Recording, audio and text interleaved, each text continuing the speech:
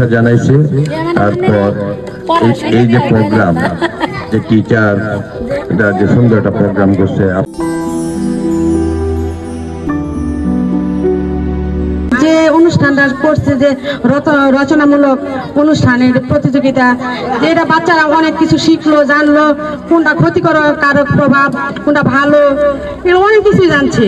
বাচ্চারা অনেক শ্রম দিয়ে পড়াশোনা করছে, মানে বিভিন্ন বিষয় সম্পর্কে, বাস্তব বিষয় সম্পর্কে ওরা জানছে, যে বিষয় ওরা ভাবেই না, এই বিষয়গুলো নিয়ে ওরা ভাবছে যে আসলে এই জিনিসগুলা, যেমন ঔষধি গাছের গুণাবলী, তারপর আপনার শাকসবজি, পুষ্টিকর শাকসবজি।